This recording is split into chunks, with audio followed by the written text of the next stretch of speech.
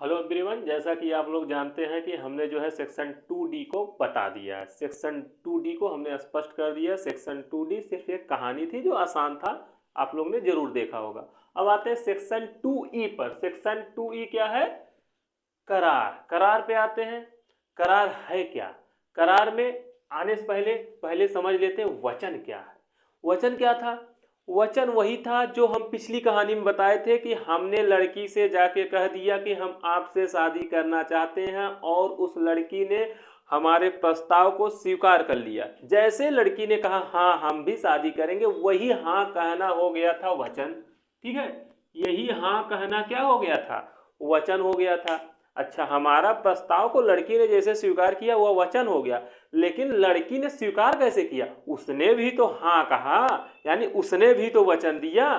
ठीक है, हमारा प्रस्ताव वचन हो गया और हमारे प्रस्ताव स्वरूप उसने वचन दिया हाँ हम आपसे शादी करेंगे, तो ये भी वचन हो गया। ठीक है, तो ये लिखा हर एक वचन, इसी वजह से लिख दिया हर एक वचन, क्योंकि हमारा जो प्रस्ताव था जो वचन बना वह वचन, और हमारा वह प्रस्ताव वचन बना कैसे? लड़की ने भी वचन दिया, तो हर एक वचन। और ऐसे वचन में क्या हो सकता है? और हर एक वचन यानी लड़का का वचन और लड़की के वचन, दोनों का वचन, यानी हर एक वचन चाहे लड़का को हो चाहे लड़की को हो, और प्लस यानी और ऐसे वचनों यानी लड़का का वचन या लड़की के वचनों का हर एक संवर्ग। अब ये संवर्ग क्या है? संवर्ग क्या है? संवर्ग किसे कहेंगे? तो हमने जब प्रस्ताव किया था लड़की से उस और लड़की ने हमारे प्रस्ताव को स्वीकार किया था, तो यानी एक दूसरे को हम दोनों ने वचन दिया था। लेकिन इस वचन जो हमारा मेन वचन था कि हम आपसे शादी करेंगे, लड़की ने कह दिया हम आपसे शादी करेंगे, लेकिन इस वचन के प्रतिपूर्ति स्वरूप कुछ और बातें हुई होंगी। जैसे लड़की ने कहा होगा कि हम जो है स्विट्जरलैंड, ठीक है, स्विट्जरलैंड चलेंगे, यह प्रस्ताव था उसके तरफ से, उसमें कंडीशन रखी थी, तो हमने कह दिया था हाँ ठीक है शादी करना, इस वजह से हमने हाँ कह दिया था। यानी जो मेन वचन था, मेन वचन था शादी का, तो उसी मेन वचन के ऐसे वचनों का हर एक संवर्ग, एक संवर्ग क्या हो गया? उसका भाग हो गया कि हम भाई स्विट्जरलैंड चलेंगे, ठीक है, आपको पढ़ाई करने देंगे, ठीक है, ये सब बातें हो गई।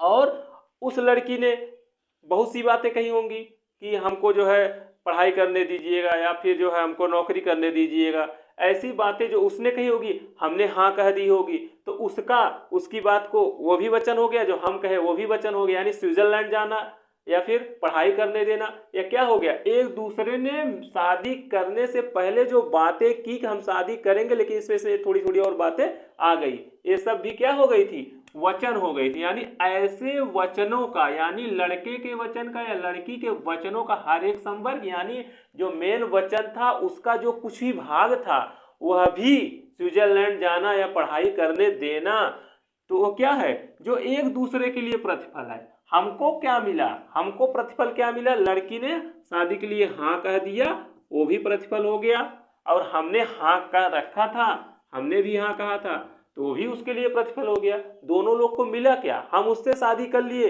उसकी बात को हाँ कह दिए, ठीक है, उसके शादी करने के लिए हाँ कह दिए, उसने हमको शादी करने के लिए हाँ कह दिया, तो हमको क्या मिला? हमारी शादी हो गई, उसको उसको क्या मिला? उसकी शादी हो गई।